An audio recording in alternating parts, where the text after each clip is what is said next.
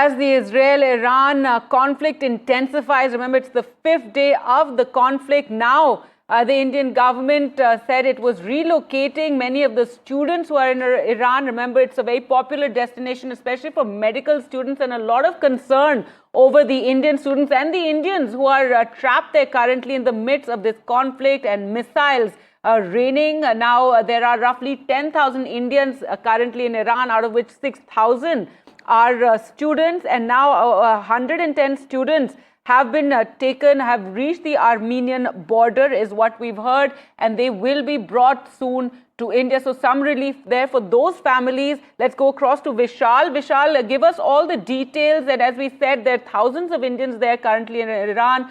Many students, now 110, have reached the border with Armenia.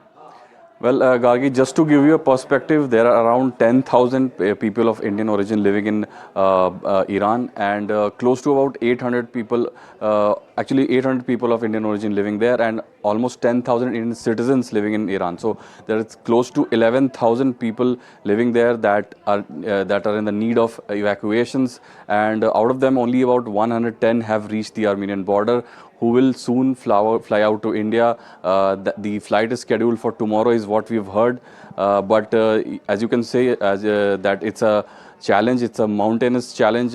The evacuations of around 11,000 people would be quite challenging, because the continuous barrage of missiles that have been fired by Iran and Israel, that has continued, and it remains to be seen how long this will go on, because students are in huge numbers from all countries in the world. So it will have to be seen how these thousands of students will be pulled out.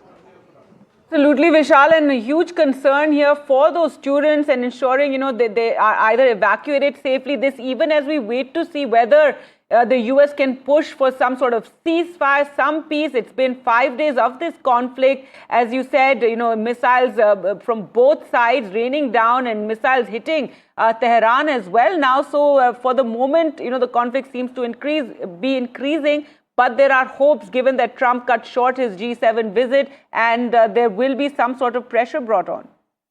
There are some reports that suggest that there will be talks between US and Iran this week. Those talks could be on the lines of ceasefire between Israel and Iran, and also on the nuke talks that were happening between US and Iran that seem to have derailed in the wake of the big escalation between Iran and Israel. So, when the reports came out, Trump took to Truth Social and said that these reports are false, and there's no, he's not going back to the US for ceasefire talks, but he has not ruled out the truce talks altogether.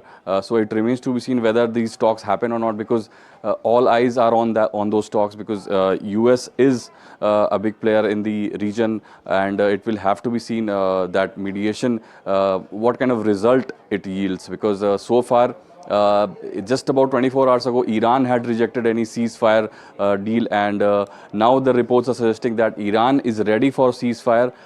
So it's a matter of concern, and it's a matter of huge confusion as well as to what is really happening. That's right. Now, coming back to the students who are stranded there in Iran, we do know, as the breaking news right now is the 110 have reached the Armenia border and will be evacuated soon. But what other options are there? The MEA says it's been monitoring the situation and looking at all options. Many of these students are from Jammu and Kashmir. Many are from Karnataka as well. That is correct, and a lot of these students are there, thousands in number, and also there are people who go there as construction workers, IT professionals. On the other side of the conflict in Israel, there are at least 18,000 Indians who are also in need of some sort of evacuations, because it's not as bad as Iran, but there have been continuous barrage of missiles from Iran to Israel as well, which have been landing in residential areas. Some posh areas in Tel Aviv have also been hit. So there's concern on both sides, but the concentration is mostly on Iran, because that has suffered the brunt of Israel's wrath, and close to 200 to 300 people have already died. That's the official figure. Many experts have been suggesting the figure could be close to 1,000. So this has created a lot of worry for students who study in the Middle East, in Iran. So that's what has been going on.